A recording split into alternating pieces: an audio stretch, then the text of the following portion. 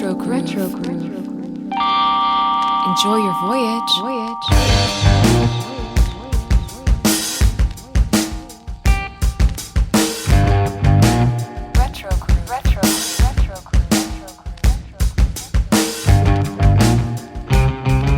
Howdy and welcome to Retro Groove. I'm Adam C. And I'm Liam D.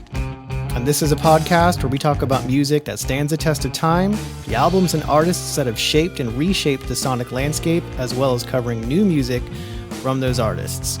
Today, as usual, we'll be talking about what we've been listening to recently, hit a community question, and talk about this week in music. Our feature this week is something that I'm really excited to dive into because it's definitely something that I'm not incredibly familiar or knowledgeable about. And Liam is going to school me on some things, school all of us on some things, hopefully.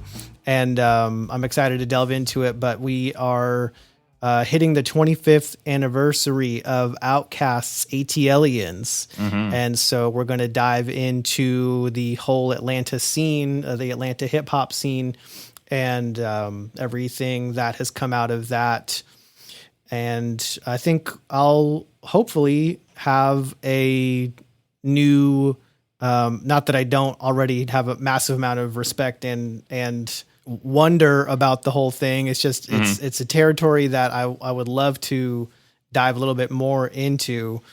And so I'm definitely excited to do this episode. So thanks for offering up the idea. Yeah, it's going to be great. We're going to get you listening to a little goodie mob, I think, by the end of all this. Sweet. So I really am excited to hear about a lot of these things that I know almost nothing about. There's some things that I know about, and we'll hit off of some of that. But what have you been listening to this week? Did you buy anything cool? Did you hit up Record Store Day yesterday? What's going on with all that?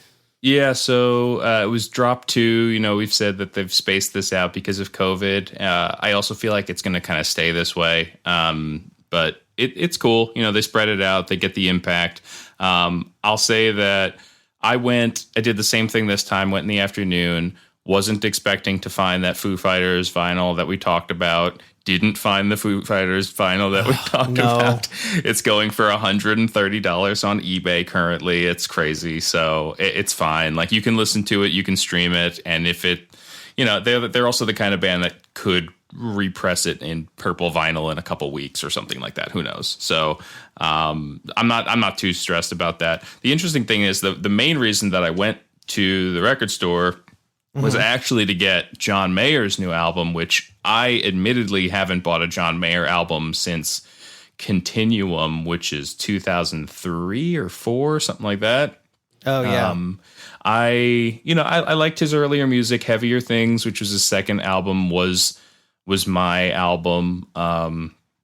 I feel like I appreciated him. I mean, he's a fantastic guitarist, obviously. Appreciated him as a songwriter when it seemed more genuine and it seemed like he actually had things to be singing about.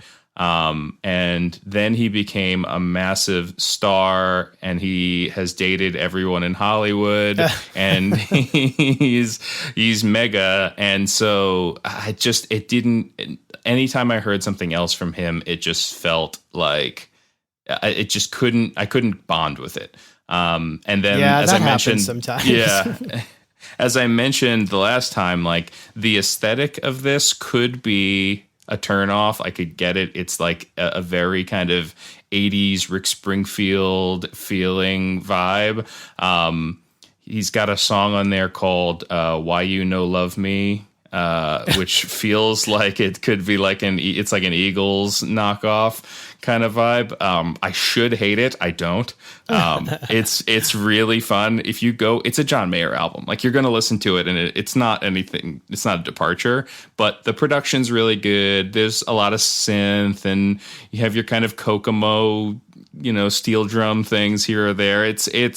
He's kind of delved enough into that time capsule where it's corny in a loving way, and I appreciate it. So that was one that I wanted. But anyway, I went in.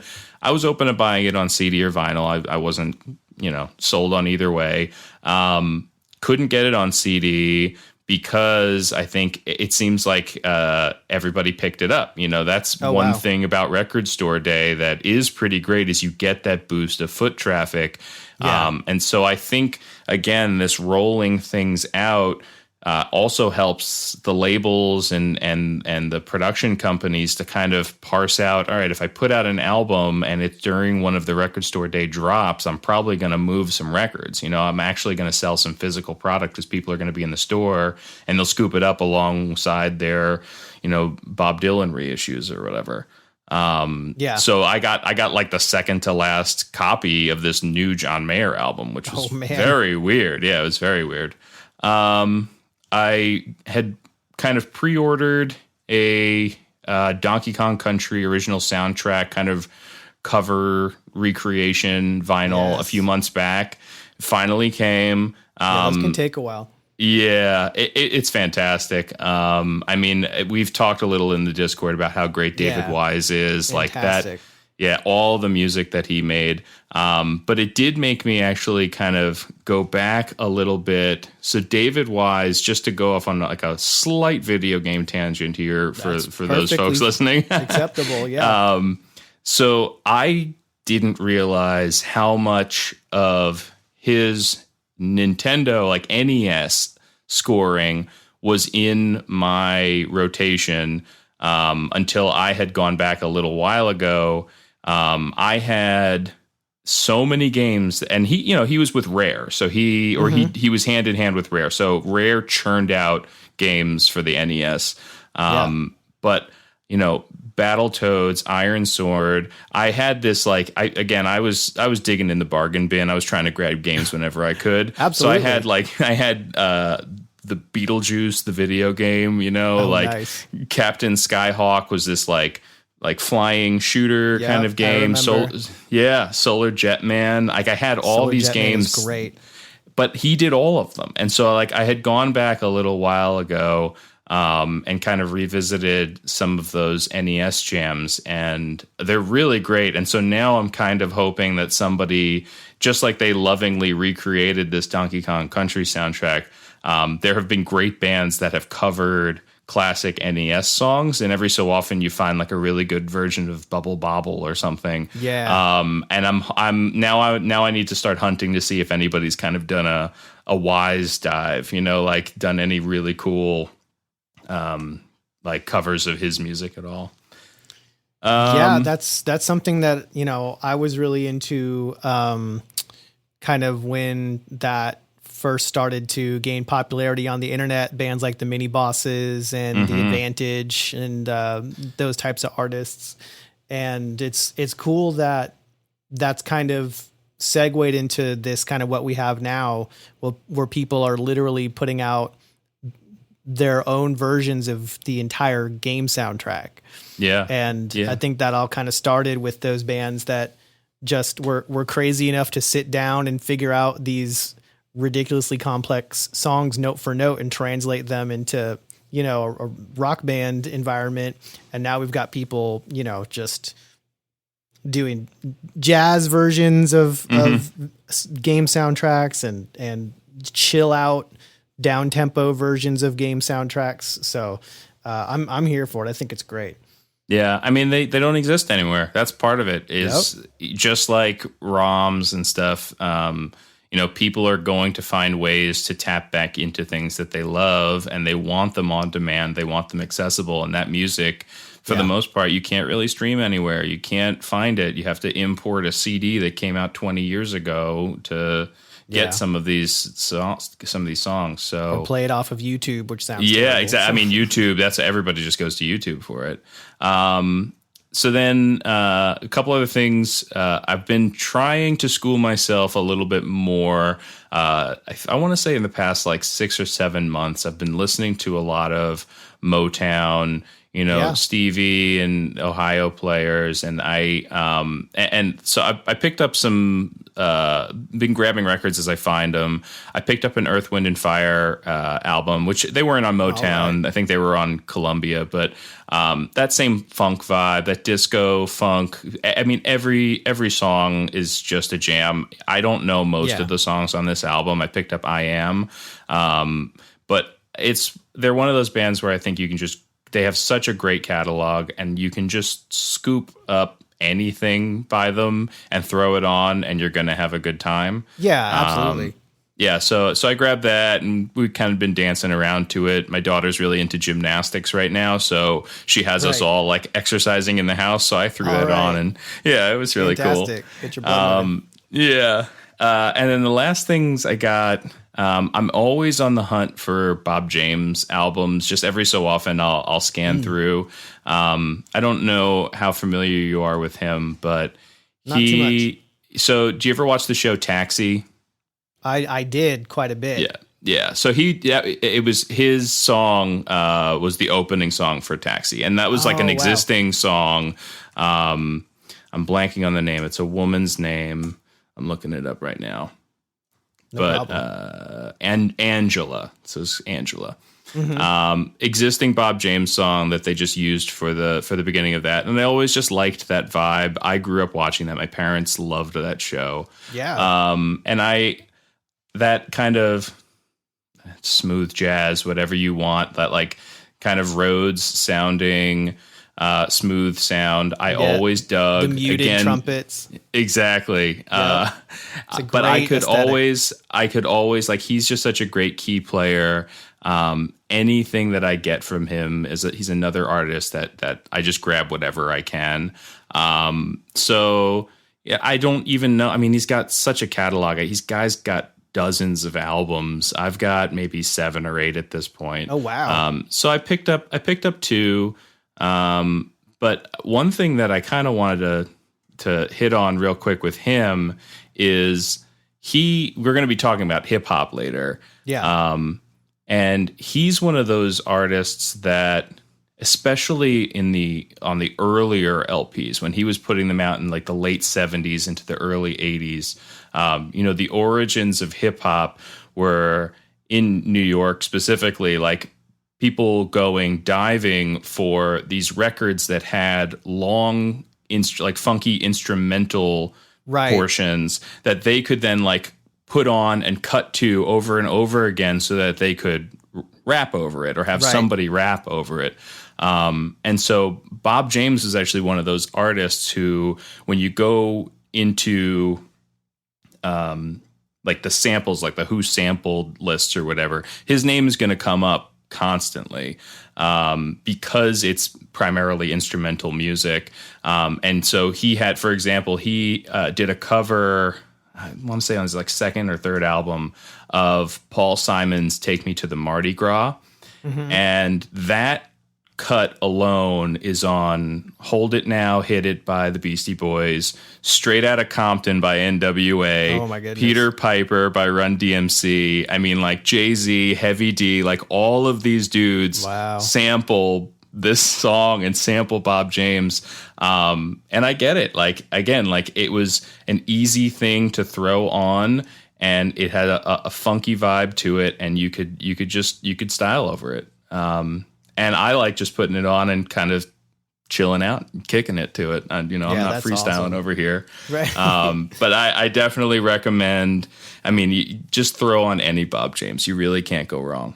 All right. Definitely something I need to dig in. I love going down the sample rabbit hole and seeing, where these original tracks came from and how many times they were sampled. And sometimes you end up with situations where it's a sample of a sample and it just kind of perpetuates. So I always love digging down those types of rabbit holes. Yeah, I think Billy Squier is another one. Like he has said that like most of his retirement and like most of his like later years has just been funded by the fact that that he just the stroke is just always sampled in everything all the time. Right. Yeah. Right. It's a great song. Get those royalty checks. Yeah. Absolutely. What about you? Well, I've still been listening to this Morcheeba album. I usually kind of digest something, and then there's so much out there that I move on to something else. But that has been very constant over these last 2 or 3 weeks. So I actually ended up ordering the limited edition vinyl because if I'm going to listen to something that much and I'm enjoying it and it's becoming more enjoyable over time rather than, you know, kind of petering out in my interest, I'll usually either add it to my wish list. But I just went ahead and ordered it. It's just so good, and I wanted to support them. It's just such a great album. I'm really impressed by it. It's the kind of thing where I was reading up a little bit on it, and they were saying how due to COVID they couldn't tour, so they were able to take the time during lockdown essentially to perfect the songs and just make them the best they possibly could be. And it really, really shows. The whole album is fantastic. Also purchased Some Cities by Doves, and talked about them a little bit on previous episodes, but this purchase completes my little trilogy of their first 3 albums that they re-released within these last couple of years. That always feels good. Yeah, they're just phenomenal albums. They have a couple other albums, just in my opinion, they're still great, but not quite up to the level of those first 3. And they just exist as a trilogy in my mind. So I'm happy to kind of complete that trilogy and have all of that. What else did I grab? Oh, just kind of on a whim, I popped in to Breakaway and I picked up Dire Straits. Nice. Brothers in Arms. That was one of the albums that I was missing. So I've got 4 of their albums now. And then I picked up Relayer by Yes, which is not the best Yes album, but it's one of those where the entire side A is like one 20-minute song. Yeah. So I'm a big prog rock fan, so I'm always into that. Yeah, you can't go wrong with anything from Yes then. John Anderson's the man. Absolutely. Money for Nothing is on Brothers in Arms, right? Yes. Yeah. That's the one with Money for Nothing. Yeah, that's awesome. And it's actually not my favorite album of theirs. Their first is still my favorite, but I want to complete the discography because I'm a big fan of theirs. Yeah, I kind of got, I've been into Yes for probably 20 plus years now, but John Anderson actually has a feature on the most recent Battles album. Oh, and really? So, wow. Yeah, that kind of reintroduced or rekindled my interest in Yes, and going back through their catalog, and, you know, in my mind, nothing beats Fragile, but I sat in the car and listened to that entire side A of Relayer, that whole one entire long song. And it was definitely a journey. I mean, it's so much fun. So I'm happy to have it. But that's about it for me. I'm going to move on to a little community question action, and then we'll wrap it up with some weekly topics. Yeah, so Dan kind of brought something up in the Discord, and of course, if you're listening, you know, Retro Logic's got a great Discord. We're all hanging out in there and tossing stuff around. Yeah, a lot of video game talk, but some great music talk and nostalgia. We just had someone do an entire month-long run on Jurassic Park memorabilia. Jurassic June was fantastic. Jurassic June was awesome. It was so good. Great soundtrack, by the way. And so Dan brought something up, and I think it was that his wife was not. He discovered that she was not a Carole King fan. I think he was walking around the house singing a song, and she was like, "Ugh, why are you singing that Fabric Store music?" Fabric Store music. That killed me. I was actually digging back through the Discord channel to see if I could find that, and you remembered it. So thank you. Fabric Store music. It's so what you hear in Joanne's, man. It is the Hobby Lobby. It is what it is, man. Michael's music. So if I ever open up a record store, I'm going to have a section called Fabric Store music. Yeah, it's fantastic. No, it was the perfect thing. Props to her. That was a cut, man. Amazing.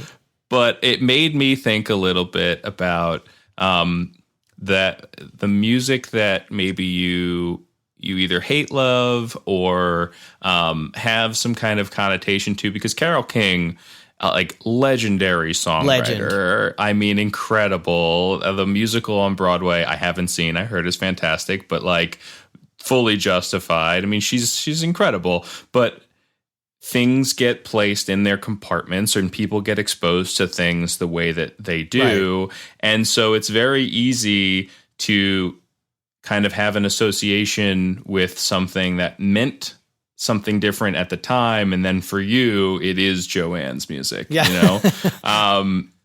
And so I was wondering if you had anything that you have that kind of association with at all. That was such an interesting question.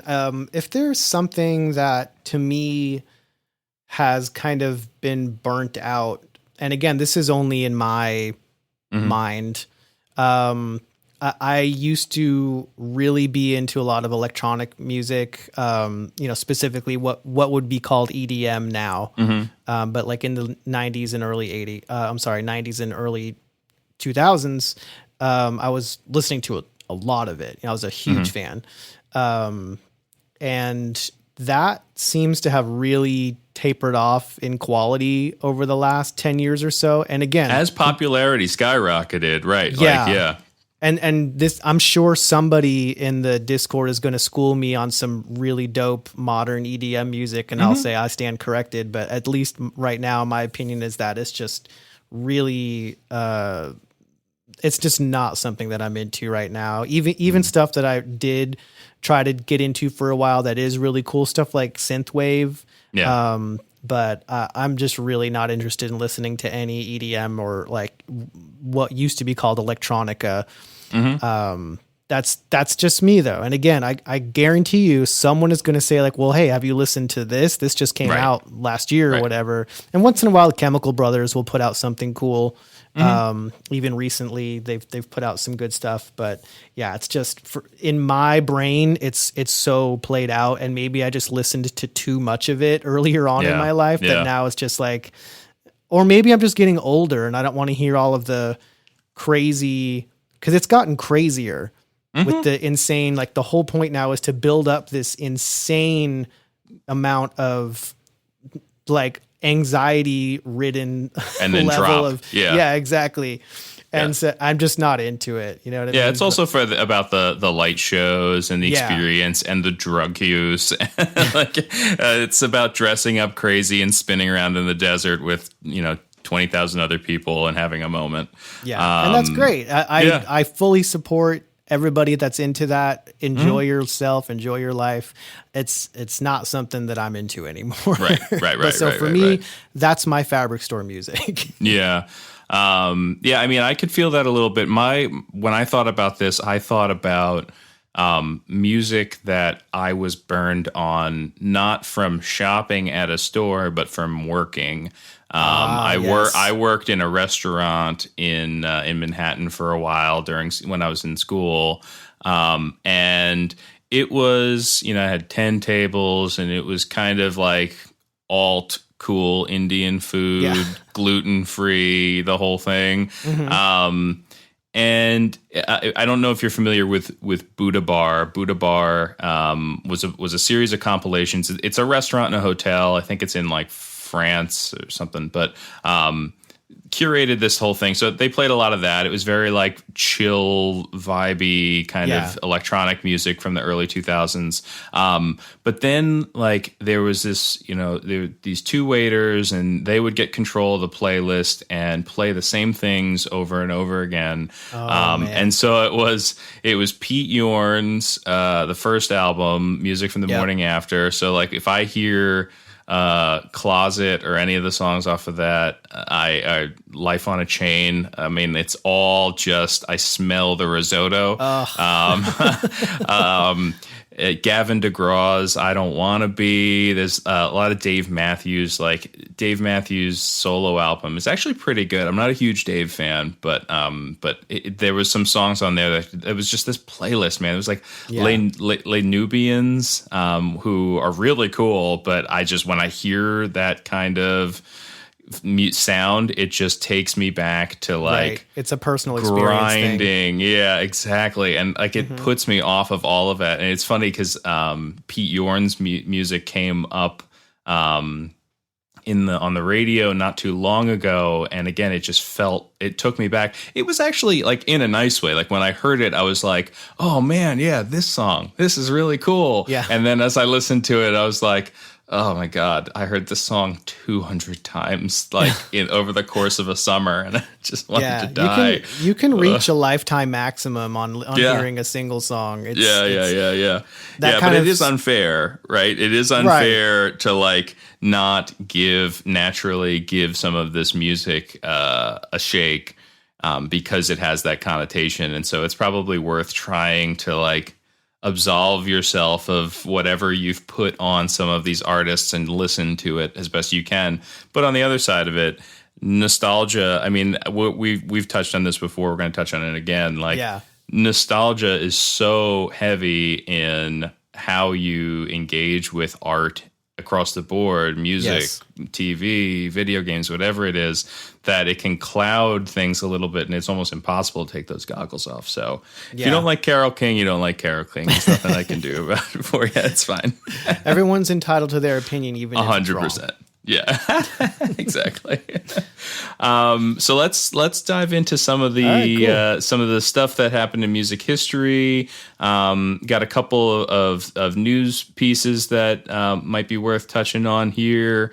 Do you want to hit the news? Yeah, so I don't know if we've got heavy metal listeners at all, but it's actually the 50th anniversary of Judas Priest. There's a big box set coming out. They're really cool. I know the hits. I've never really gone too deep. I got a buddy who's a diehard. I think Rob Halford is rad. Yeah. But it's kind of crazy to think like 50 years of heavy metal is pretty nuts. And then everyone knows that one person that is really into either Judas Priest or Iron Maiden or both. And Iron Maiden's got new music coming out too. So it's a good time if you're into that. And Alice Cooper's out on the road. I mean, like if you're in that lane, man, you're having a good summer. Definitely. I don't know. I'm not good on social media stuff as much. I know the Versus series has been pretty popular, where they'll have two kind of musical icons hop on together and trade hits, or like they'll spin records that they worked on and tell stories and kind of see if they can one up one another. And actually, Babyface was one of the first ones, and we're going to talk about Babyface on side B a little bit, and it's really cool. I mean, that guy, holy crow, did that guy have a ton of hits. But so the Isley Brothers are back in the Billboard charts, new song, but they were on this Versus series 2 or 3 months ago and talked about their new music. And so it just kind of goes to show you the impact. I mean, we think about, again, I tried TikTok. My wife is really into it. You know, she's sitting there for an hour, just lost in it. Oh man, is that where this is? No, it's on Instagram. Oh, okay. But it might as well, right? But it goes to show you the impact that it has. Yeah. I mean, we're seeing in the industry as a whole, it's crazy. There's it's again, just as Spotify and all the other kind of streaming platforms, like on-demand streaming platforms, democratized music. TikTok and some of these other outlets are also doing that again, to the extent that now labels have to pay attention to it and are reacting instead. They can't even be proactive because it's really hard to market to these people. So what you have happening is kids, like, you know, a couple of tastemakers post a song that's from like 4 or 5 years ago, some obscure pop song, and it gets in everybody's head and it trends on TikTok. You have millions of people engaging with this song that was like an album cut from 4 years ago from these random pop stars, and all of a sudden it's blowing up. You have artists that are now making more new music that had stopped for a while because their songs from a few years ago are now suddenly trending on so TikTok. They're trying it's to ride so that wave. Crazy. Wow. Yeah, it's like they're almost like they had nothing to do with it. It was just a handful of kids. It's honestly like viral to the max. It's every day there's new things going viral.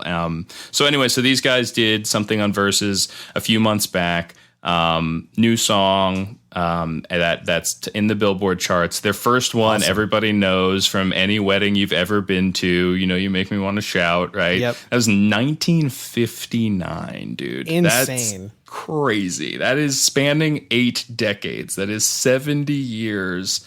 No, 62 years. Sorry. Let me do math. 62 years in between. But from the 50s to the 2021s. Yeah. 2020s.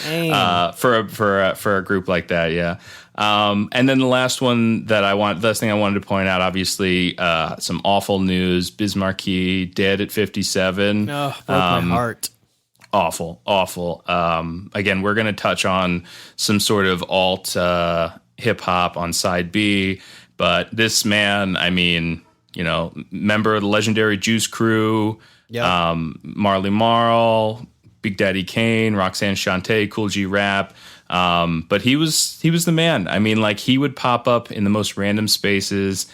Everybody kind of cited him as this like fun, positive energy in that world that, you know, it was a tight-knit community, but it also could get very competitive and contentious. Oh, yeah. And he just brightened everybody up, and the amount of respect and outpouring, I mean, you can see it, obviously now. Again, social media just blows up, and it gives a really cool voice to everybody that you love in these situations. And so you see the Beastie Boys and Q-Tip and everybody kind of coming out and talking about how important this guy was. So yeah, you could props probably to you, Biz Markie. Yes, rest in peace. And honestly, you could probably call him one of, if not the first, kind of alternative hip hop artists. Just kind of had his own flow and did his own thing, and you know, it resonated with a lot of people. Yeah, I think a lot of people know Biz Markie whether they know it or not. I mean, he would pop up in weird spots. I remember watching, I think it was the second Men in Black movie, and there's a moment where they're like in a post office and they're discovering that everybody's an alien, and like he just starts beatboxing. Like, he's in there and he's beatboxing and talking to the aliens, but as Biz Markie. It was so weird. Yeah, it's such a bizarre moment. Stuff like that. Yeah. I miss weird stuff like that. Yeah. Let's hit a couple things in music history here. Yeah. So it's summertime, and summertime means music festivals. And, you know, one of the first to really do it in a more alt space, a consistent space, was Lollapalooza. Yes. Today we're recording this. It's July 18th. 30 years ago was the first Lollapalooza. Man, that makes it was me actually, feel old. Yeah, right. It was actually a tour for a while, and then it became sort of a destination institution after kind of being remade years later. But yeah, Jane's Addiction, Nine Inch Nails, Ice-T, Butthole Surfers, Violent Femmes, Living Color. I mean, it was one of those things that you know, we've talked about that kind of cost versus what you're getting, and you just go there for the experience and get to see, you know, 10 bands that maybe you love half of them, but even that, your ticket wasn't that expensive, and you got a whole day out of it.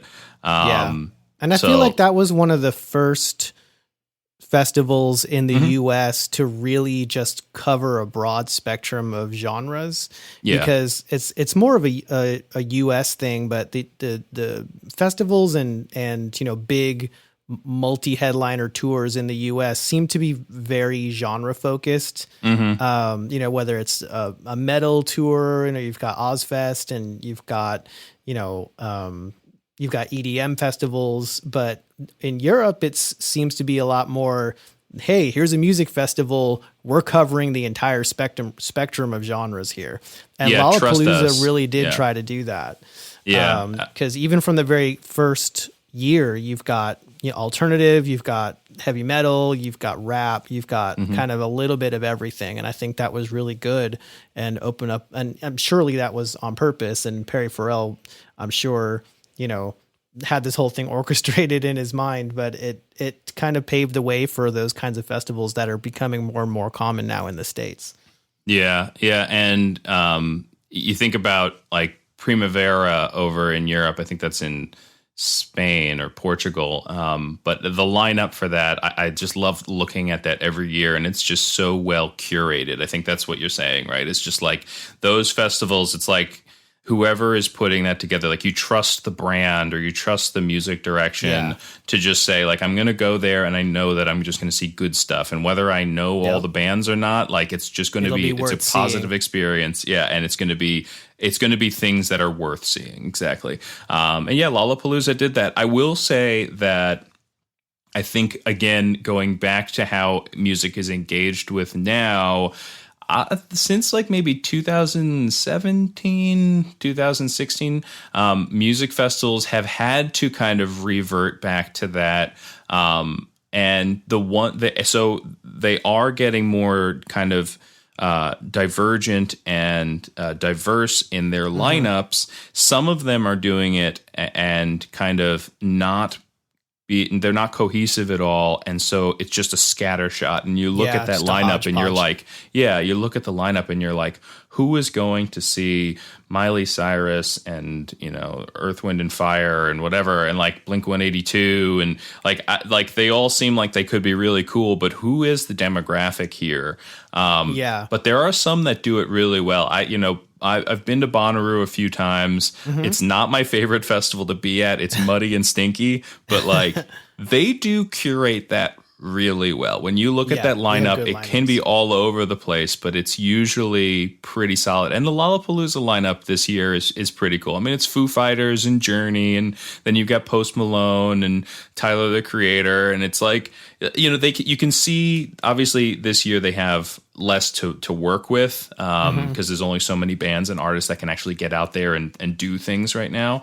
But you can see that there are there's a movement towards that, if you want to say Euro curation model of a festival, where it's like we need to be representative of the fact that people have very diverse listening habits these days. And that's what they want. They don't want to go there and see, look, Rock on the Range and all of those, like I think there's a Carolina something or other, like those things still exist where it's just butt rock, wall to wall butt rock. Like that's always going to exist. It's always going to be butt rock fest. But like the smart music festivals are trying to break from that a little bit, because that's where they see their listener base going, and it's pretty great. And then 2 years later, and I miss this Rage Against the Machine. Like I just want them back, man. And it bums me out whenever I talk about them, because I feel like if ever we needed Rage Against the Machine, it was in the past 6 years, since if you guys couldn't figure it out then what are you really doing? And you had Prophets of Rage, which was really cool. It was cool. Chuck D and those guys, and Be Real and Tom Morello. It's like it was Rage Against the Machine with Chuck D and Be Real. Like that was really cool. Yes. Not the same thing. Like definitely not the same thing.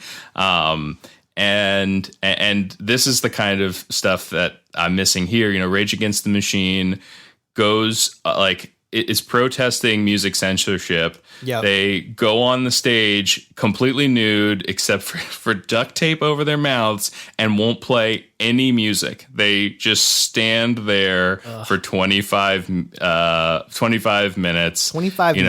25 minutes. Like I knew they did that. I didn't know it was 25 minutes. But you also, you remember I think it was at one of the VMAs that one of the band members climbed up on the back thing and just stayed up there for half an hour. He got up on the set on stage. Statue of Liberty, I think it was, or something. Up. I remember that. Yeah, it was crazy, dude. So I really do miss that. Kind of upset if I was a Rage Against the Machine fan and I waited, all day in the hot sun to see Rage Against the Machine, and all they do is come out in their birthday suits Yeah. and not play any music, I'd be a little bit pissed off. I'd be bummed too. Yeah, I'd totally be bummed too. Like at least do that, but then like play some music afterwards or something. Yeah. I may have touched on this in past episodes, so apologies, but I remember seeing Liam Gallagher at Lollapalooza and anticipating a disaster, because as much as I love Oasis and Liam's solo stuff, he's a disaster. Like, you follow him on Twitter and he's a disaster. And he was on stage. He may have gotten through 6 songs and just walked off. Like, he legitimately just walked off stage. That's more than I would have expected. Yeah. But it's the same thing. Like, if I was there and that was one of the, like, tentpole artists that I had paid my Saturday ticket to see at Lollapalooza, and he walks off stage, maybe I'm excited because I'm like, hey, I just saw Liam Gallagher pitch a fit and walk out. That's cool. That's what I paid for. But that's kind of a bummer. And then some great birthdays, right? Yeah, definitely. The big heavy hitter this week. So July 19th, 1947, Brian May, guitarist and singer-songwriter. Everyone knows him from Queen, of course. Also an astrophysicist. So crazy. his day job. Actually, or would the astrophysicist be his side gig at that point? I feel like if you're the guitar player for Queen, then being the astrophysicist is kind of your hobby. Like a hobby? Yeah, exactly. But July 20th, 1945, John Lodge. You've heard me talk about the Moody Blues quite a bit, bass and vocalist for the Moody Blues. Also July 20th in 1947, Carlos Santana, which everyone should know, Mexican-American rock guitarist, and has been, he's another one of those that is looking like he's going to have a 50-plus year career. And he's getting up there, man. He's an old dude, and he's still playing. July 20th, 1964, Chris Cornell, who also doesn't need any explanation.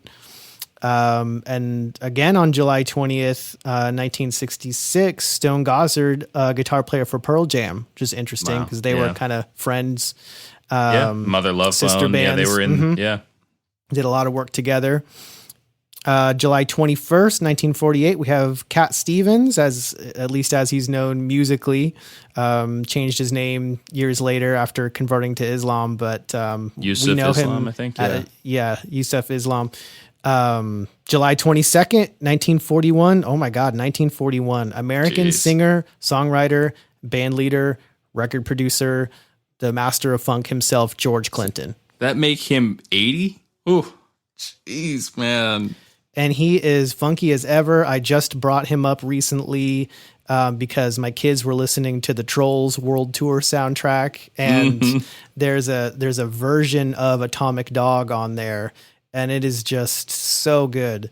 And that's a great soundtrack. But so as kids movie soundtracks go, that's really up there for me. But George Clinton, Parliament, he's the man. Like, you can't get. How much cooler could you get than George Clinton? He's a weird cat, man. Yeah. I can't think of anybody cooler. Yeah. So again, we'll touch on this on side B, but my favorite Outkast album is Aquemini, and there's a song on there called Synthesizer that features George Clinton, and that song is so weird and it is so cool, and you can see the influence there, man. I mean, the Mothership definitely picked up Andre 3000 at some point, Yeah. Everything he touches turns to funky gold. It's just amazing. For real. And then we've got July 22nd, 1947, Don Henley, singer, songwriter, and drummer for the Eagles. One of a short list of frontline singer drummers. Yeah. So he deserves props for that, if nothing else. But prolific songwriter, obviously.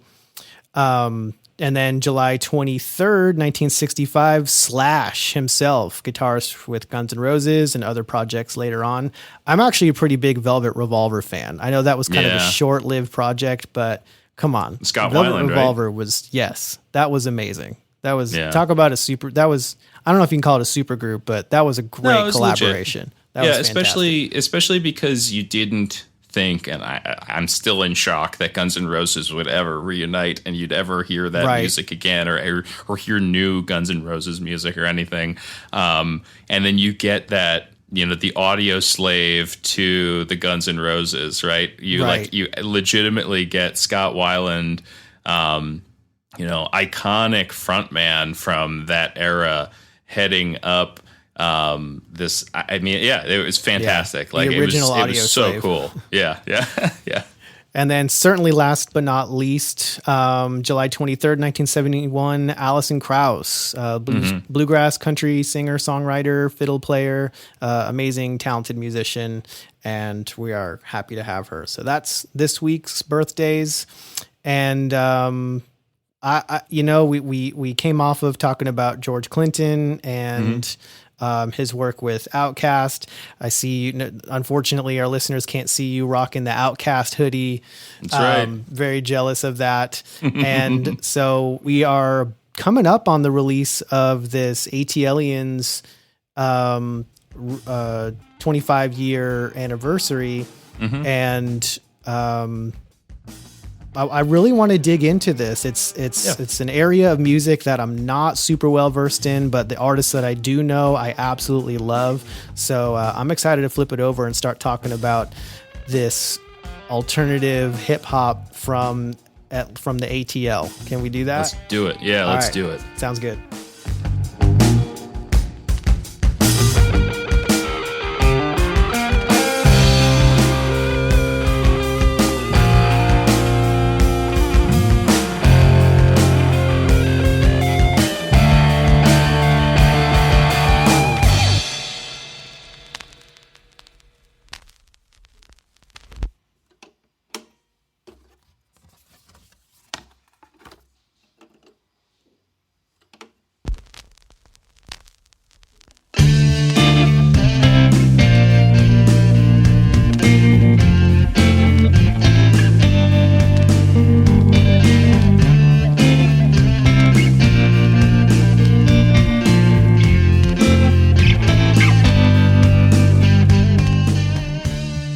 We are back on side B of this episode of Retro Groove, and we are about to dive deep in the deep south and dig up some incredible music that the dirty south.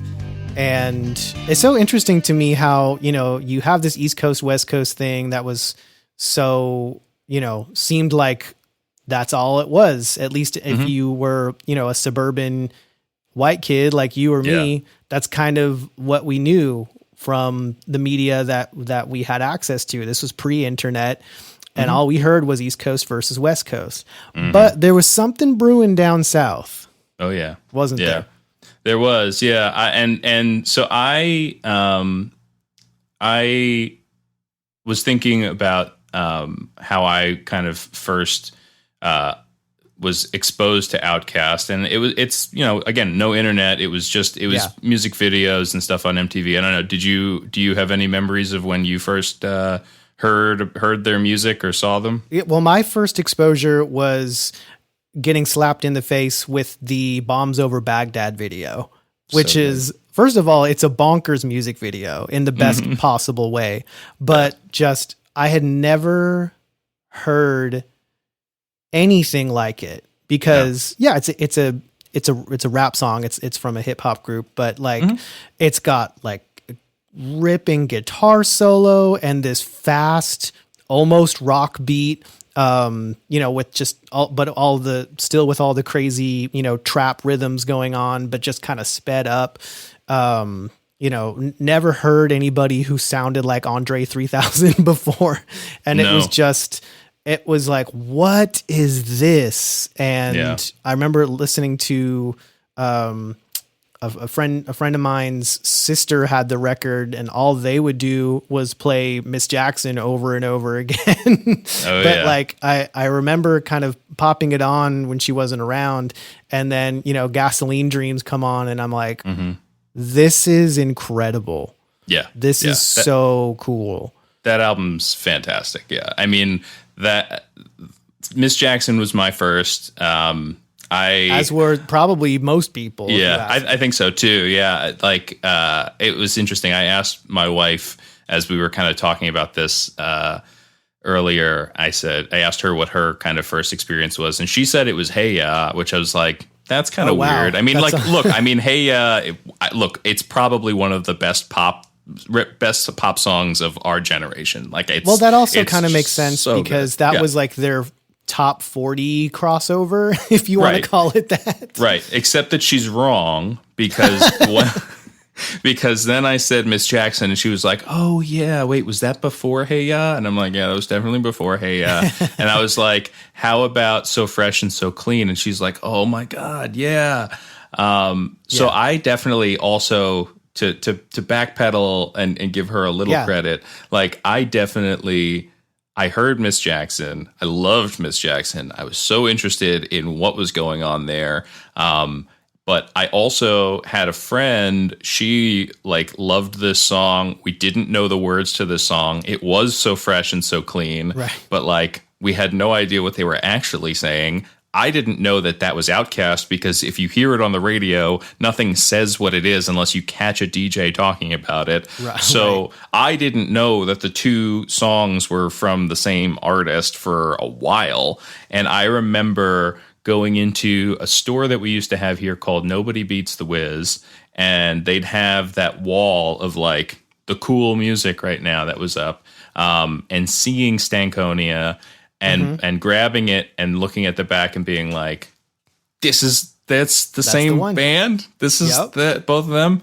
And again, I putting that on, there's so many great songs on that album, but when you get to B.O.B., it is like, it really kicks you in the head. Oh my God. That song is such a jam. I played it in the car today and I had it up so loud and I was like, it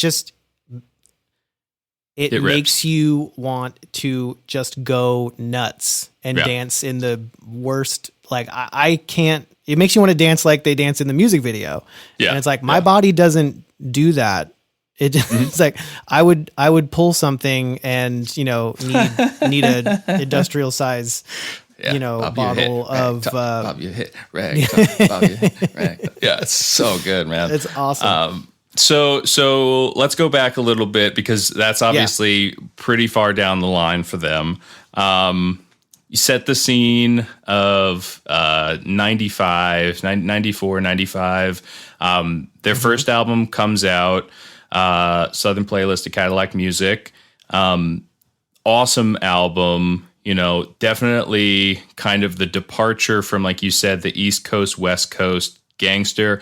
It was still hood. It was still like street rap influence. You could see it was gritty, but for me, and again, I think that this is like a thread through a lot of things that I've talked about, is that I tend to like the later produced version of most artists as opposed to their earlier stuff. That it's really just grungy and raw.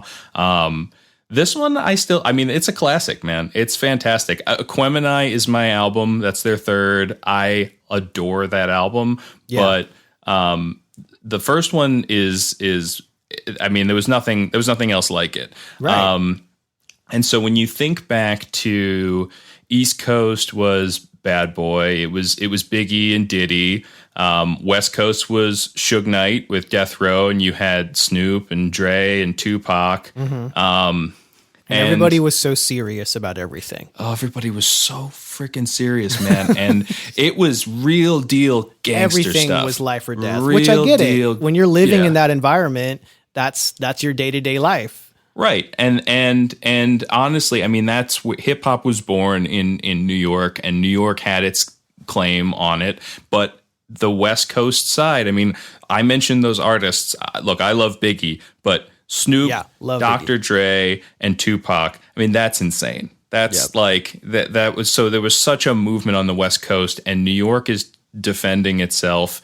And everything from the South, and I don't want to kind of dismiss anything, because there was stuff before Outkast, right? Arrested Development was fantastic hip hop group, very like aware, positive, Afrocentric, and they won 2 Grammys in '93. You know, best new artist, best rap performance by a group. So Southern rap existed. You had Crisscross, you know, like whatever, what you say, what you will about them. Again, not my group, but like they broke through. Definitely broke through. Mm-hmm. Jermaine Dupri produced them at the age of like 18 or 19. Yeah. And sees the success and how he's not able to kind of control it. And so goes on to create his own label then later on in 93. And he starts producing records. Like, again, he's 21, 22, producing Jagged Edge and Escape. Like, it just insane. But what you really had, like, when people thought of the South, they thought of Miami bass, they thought of this dirty rap, they thought of what we would probably all dismissively say, and rightfully so I guess, as jock jams now. You would think of Whoop, There It Is by Tag Team, who I think actually might have been from Atlanta. I'm not sure. Quad City DJs, Come On Ride the Train, 69 Boys with Tootsie Roll. Like, you had these kind of booty shaking dance rap songs that came out of Miami, and that was like what was viewed as the South. So we go to the Source Awards in 95, and it's Best New Artist, and you've got, I think it's Bone Thugs and Harmony and Smith and Wesson. I mean, it's real East Coast versus West Coast stuff. Yeah. And but Outkast is up, and you know, Southern Playlist at Cadillac Music was huge. It was this breakthrough album, and they win it, you know, and they get booed on the stage. Like, they walk up onto the stage. Again, you go back to that kind of tension that we're talking about that existed in hip hop at that time, where you've got Suge Knight and you've got Diddy and Biggie all in this room, all kind of rooting for their coast. And they announce Outkast, and the room is silent. You go watch the video. It's incredible. Like, they walk up on stage, and Andre has got, you know, he feels it, and it's a short little speech, and he's just like, he ends it by saying, the South got something to say. You know, he says, you know, they, like, I'm tired of being ignored and dismissed and whatever. The South has got something. Outcast. South's got something to say. And so, again, that's kind of why I think this conversation is interesting to frame it as Alt and ATL, because they really were doing something different. And it was not embraced by the community wholly at the time. Now, again, granted, they won the award. Like, it was being embraced by some people. People saw that it was a movement, but by the culture, at least in that room, and the predominant gangster culture of hip hop at the time, not so much. So then they go back and make the album that we're talking about right now. They make ATLiens, and it's you can feel the progression. You know, like their personas start to develop.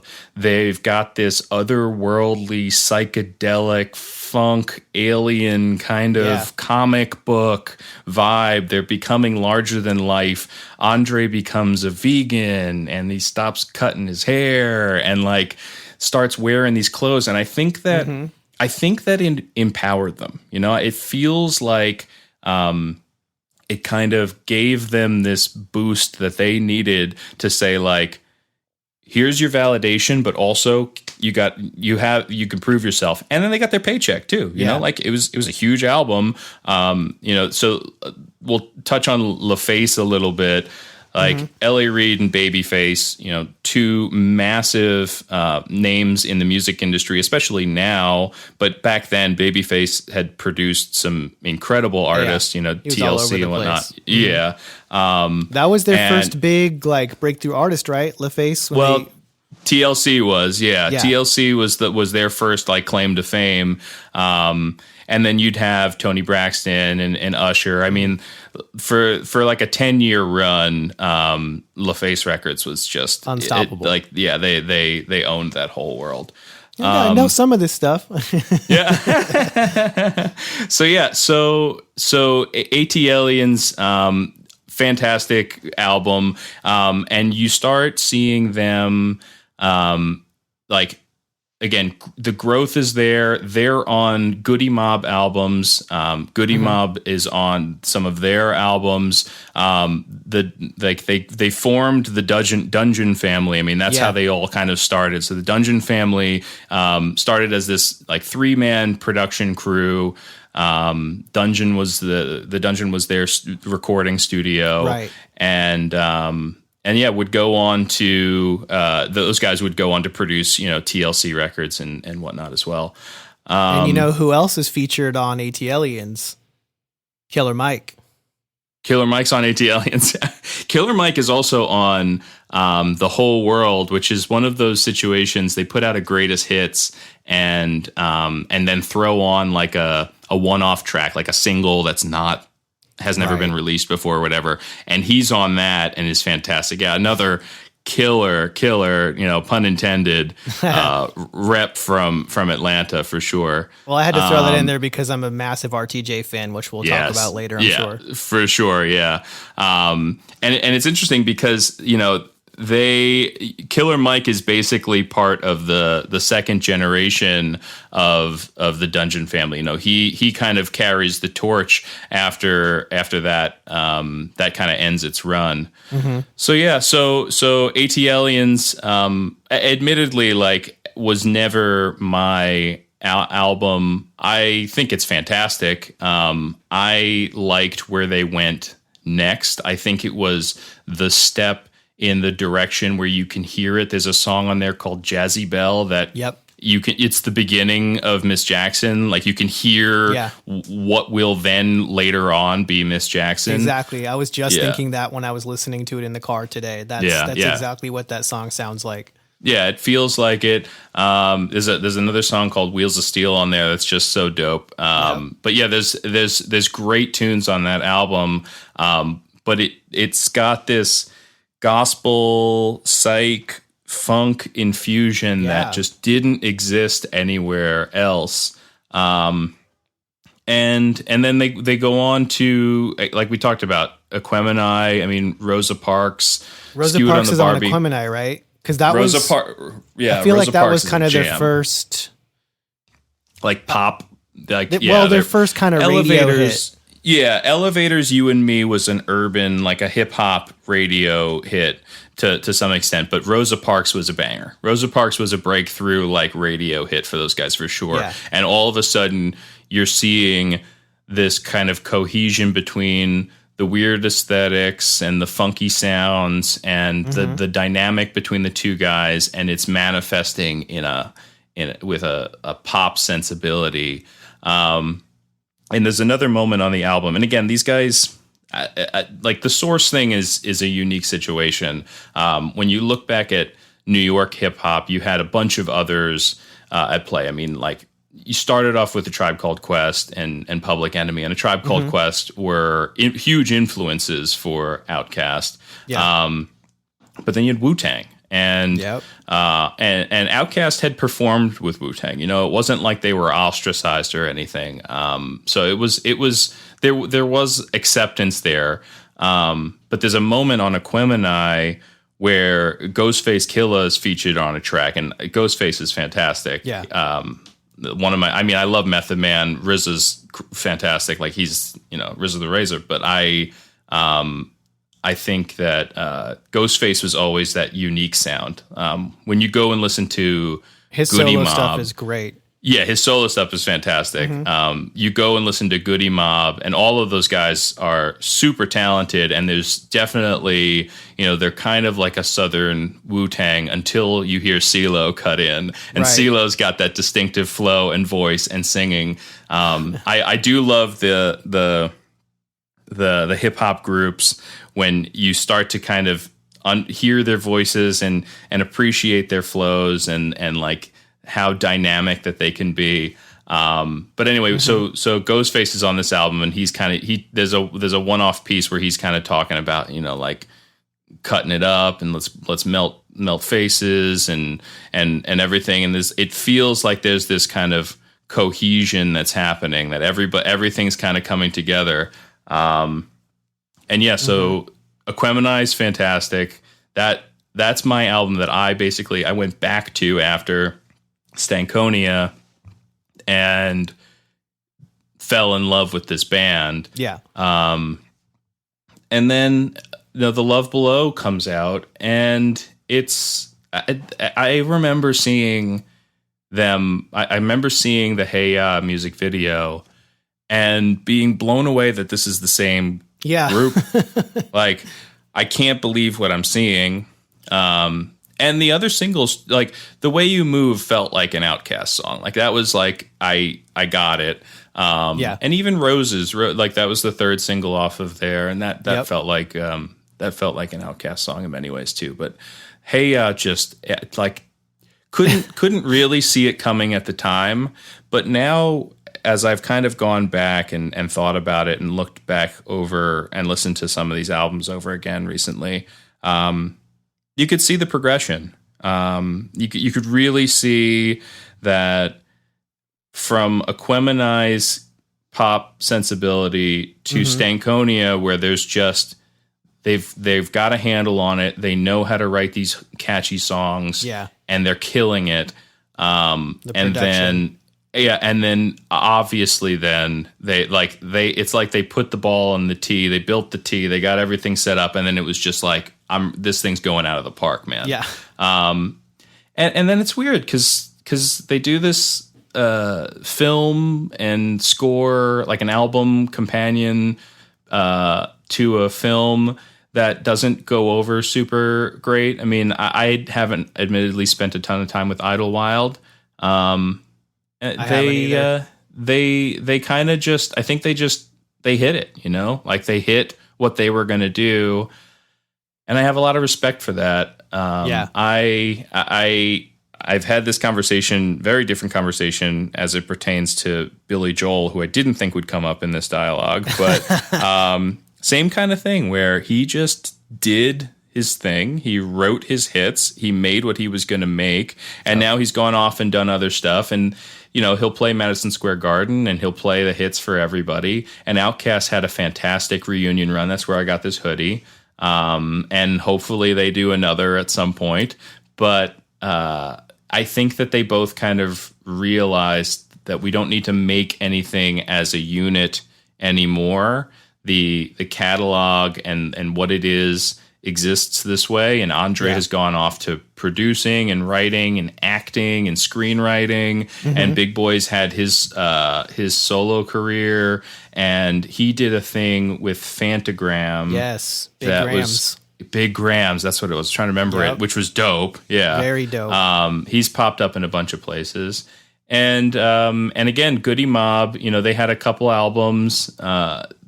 Again, like if you like Wu-Tang, but you want it to be a little less, you know, gangbanging and in your face, and a little more of like, you know, mindfulness and, you know, gospel influenced, but also like rough and tough and really like solid chops. And then you see where CeeLo goes. I mean, like, it's crazy to think that there are going to be tons of people who know CeeLo. I mean, there was a whole generation that just knew him from the Gnarls Barkley song, and then some from FU. Like, he just has this huge pop hit, like that you wouldn't think would be a pop hit, but it was a jam. It was everywhere. But then when you listen to Goody Mob, he's rapping, and he's you know, he's singing on later records, but on the early ones on Soul Food, he's rapping, and he can cut it up. Yeah. And so Atlanta then goes on to break through into mainstream hip hop and R&B like nobody's business. I mean, Bad Boy signed 112, I think in 95, 96. So right around that time, they recognized what was going on down there, at least on the R&B scene. Yeah. You have Lil Jon, you have Ludacris, you have T.I., you have Childish Gambino, 2 Chainz, Migos. I mean, it's Future. Like, Atlanta has become, now for 25 years, 26 years, has been the third city, if you will. You can make the argument for Chicago. I have a love-hate relationship with Kanye West. Yeah. I do love Common, but Chicago really didn't plant itself on the map until Kanye started producing records from those people. You have Detroit, Eminem and whatnot, but Anderson .Paak. There's so many great alt artists that come out now, and there's no other city that does it outside of New York or LA, other than Georgia, other than Atlanta. Yeah.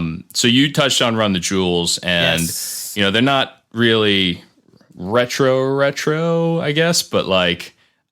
We should definitely talk for a minute about them. I mean, LP New York, Killer Mike Atlanta, and just you're talking about Outkast, one of the greatest hip hop duos of all time, and Run the Jewels right up there, man. I think like poised to be one of the greatest hip hop collabs and hip hop groups of all time as well. There doesn't seem to be a lot of duos either. You've got, the larger groups, 3+, and you've Public got Enemy, solo artists. Yeah. But man, there doesn't seem to be a whole lot of the hip hop duos. Yeah, it was Chuck D and Flavor Flav. Eric B and Rakim. Yeah, Eric B and Rakim, yeah. But and then Outkast, and there's just something that for some reason I really enjoy the duo. How they'll play off of each other. And then when you've got like a third artist as a feature, it just works. So it's almost like a podcast. Like you've got the two, normal, hosts usually, and then you'll have a guest come in every once in a while. So I don't know. It just feels really, really right. And that marriage of LP and Killer Mike, LP's production is bonkers. And I think that is kind of a theme of the Southern hip hop, the Atlanta hip hop scene, is that, even going back and listening to those early Outkast records, the production was very unique. A lot more instrumentation. I think just being in the Bible Belt, you've got that gospel influence as well, because a lot of these folks, where did they learn how to play music and sing? They learned it in church. And so that is a huge, part of the aesthetic there. And so when LP comes in with this insane, like, at least early on, almost off-putting production style where it's so in your face and sounds so crazy.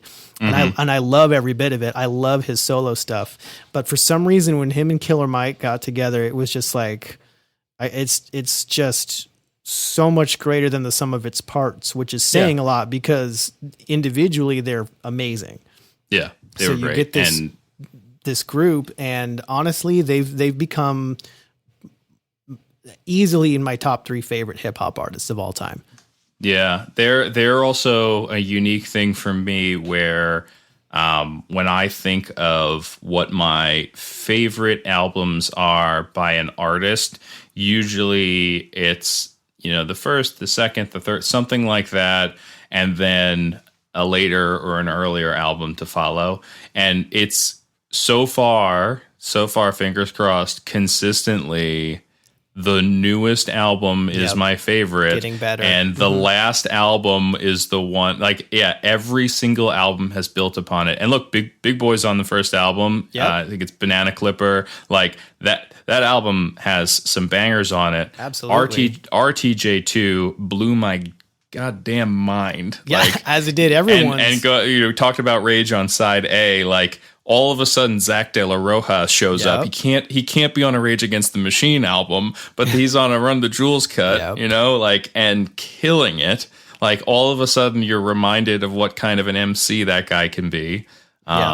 And yeah, I mean, RTJ3, I had to get a second copy because like I listened to the CD too much and it got scuffed up and it wouldn't play anymore. And then RTJ4 has been, I mean, it felt like forever waiting for it. It was probably 3 years. I don't even know, but like I felt like it was so short. I felt like it was such a short time between 3 and 4, but I was hungry for it. I don't know. I think for me, it felt really long. For me, I was just like, so when are we getting 4? You know, where's the 4th one? And now I'm like, is there going to be a 5th one? What are we going to do, guys? Well, there's going to be eventually, but my goodness. I hope so. I hope so. Yeah. I got to say, I saw them open up for Lord, which is like, I remember I had to like check twice or 3 times to be like, am I looking at this billing wrong? Right. Like, what is That's this a weird show? pairing. It was at like an arena. It was, you know, like a sports arena. And I got us like nice seats. You know, my wife is I like Lord a lot, but my wife's a big Lord fan. And I was like, we're going to get there for Run the Jewels though. Like we're going to go there for Run the Jewels and we'll stay for Lord. Yeah. I would have stayed for Lord, but I would have been there for Run the Jewels. 100%. Yeah. And so I got us, it was like a birthday present or something. So I got us like nice tickets or whatever. And, I remember getting there and bopping. You know, I had a great time watching them. And then, dude, like the rows right in front of us after Run the Jewels were done opened up. Like a bunch of seats opened up. And I was waiting for them to come back, and we got to like the 3rd or 4th song in Lord's set, and they hadn't filled back in. It was one of the few times, I do not do this at events, but I was just like, let's just move up, you know? Yeah.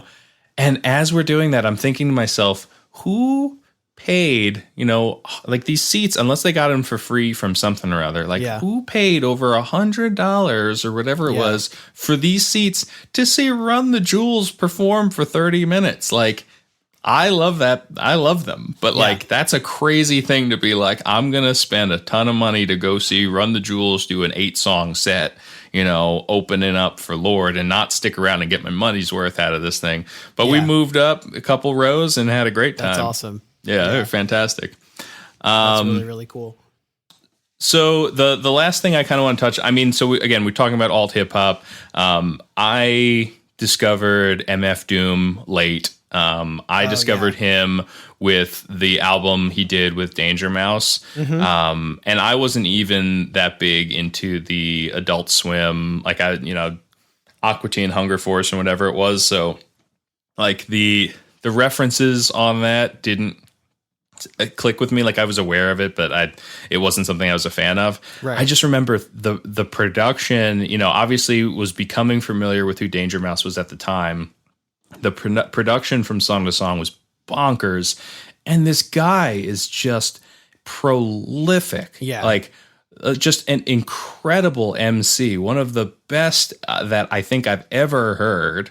Yeah, he's just lyrically on a completely different playing field. Insane, dude. Like, holy crap. And so I admittedly, like, I feel like I still have a ton of his catalog to dive into. I know songs kind of cherry picked here and there. Yeah. Because of his like odd persona, and he would release things under different names. Like he's not the easiest person to just have again, Run the Jewels. It's just 1, 2, 3, and 4. Like it's just like, and then you can go to their solo stuff. Like he's kind of all over the place, so it's harder to track. But he's one. We talk about duos, and it was kind of a one-off project. But Mos Def and Talib Kweli had a one-off thing in the mid 2000s called Black Star. That's worth checking out. Like that was really cool. And again, those two guys have kind of paved their own ways in how they kind of approach hip hop. Mos Def has showed up kind of like De La Soul on those Gorillaz albums a bunch. Damon Albarn always looking for really cool artists to pull onto his collabs. I get exposed to like I think like PopCon and like a bunch of different random like reggaeton and hip hop artists through Damon Albarn stuff. Yeah, and if we're going there, we should at least mention Del the funky Homo sapien, who, for sure. When he kind of came a little bit in the spotlight with that first Gorillaz album, he put out, I bought Deltron 3030 when it came out, because I was like, this is a very unique rapper with a unique flow that also kind of has that, just the insane vocabulary and the use of language and the use of words that you're just like, it just, every verse blows your mind. Yeah, just distinctive sound for sure. Yeah. And then the other thing that I'll touch on is, so it's probably like 2007, 2008, there was a run of records that Epitaph, who obviously, like, I was into Epitaph releases from the punk side of things, and they had put out an album by POS and another album by Atmosphere, although it might have just been a distribution thing. But I remember like seeing Epitaph news and releases, and these artists were on there. There was a guy named Sage Francis. There's this whole alt hip hop movement in the mid to late 2000s that Epitaph kind of capitalized on. And I found out, just doing a little research, that I was familiar with Rhyme Sayers. Like, it took me to this label in Minnesota called Rhyme Sayers that was founded by Atmosphere, and it's got artists like Evidence and A$AP Rock on it. But like, I was exposed because they signed a distribution deal with Epitaph to get their records out there, basically. And again, like, when you hear hip hop and it doesn't sound like the crunk, it doesn't sound like the gangster stuff, it doesn't sound like bling, like, Cash Money is Cash Money. Like, there's appeal to all of it. Right. It's just, I do like the kind of sensibility of being mindful, positive leaning, real talk, like, not just flashing stuff around and talking about who you're going to shoot tomorrow. Like, it's just not what vibes with me. Right. And so you have this really intelligent kind of elevated perspective of hip hop that I got exposed to around then. And it just kind of, you could feel it like pivot what I understood that this form of music could be. You said you're a fan of A$AP Rock, right?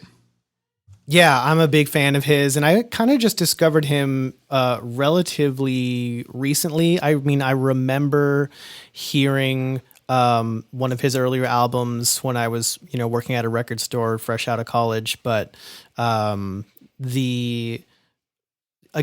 going back to the really interesting use of language and every line having something in, you could listen to the song 13 times and the 14th time you hear something, you catch something new that he's saying. Mm-hmm. Well, sweet. Well, I mean, I think, look, there's so many different directions you could go in when you're talking about the word alt, just like the word indie, means so much and is so broad that you could take this in a ton of different directions. I think this is probably a good place to stop. But I mean, you look at what Outkast has been able to do and what the impact that they have. I think it was 6 Grammys altogether. Oh, wow. Just like they changed hip hop and LaFace changed R&B and hip hop forever. Yep. And gave it this kind of dynamic angle beyond what it had already been. And look, 2 white dudes talking about this stuff. like we got pulled into it, though. We both got sucked into it. Absolutely. And I think it says a lot for how this music can kind of break down any kind of barriers and entice and speak to different people with different mindsets who can find this appreciation for it. Well, groups like Outkast and Run the Jewels and artists like A$AP Rock and Doom, I'm not a person who is a fan of a particular genre. I'm pretty genreless, but I like music that I have some kind of connection with that makes me feel something. And if we're talking about like, yeah, of course, I love Snoop, I love Biggie, but if we're talking about East Coast, West Coast, the stuff that ended up connecting with me that I had an emotional response to was stuff like Outkast, was Run the Jewels, like that makes me feel something, you know what I mean? And that's what I'm looking for, not necessarily a particular sound or just a particular aesthetic. Yeah. So Liam, I want to actually thank you for educating me today on a lot of this stuff. You've introduced me to some artists that I'm definitely going to get to go down the rabbit trail on, which is always super exciting as a music fan. And I really appreciate it. Yeah, man, no problem. I mean, again, like this is stuff that I have enjoyed for a while, know some, and I'm still learning about.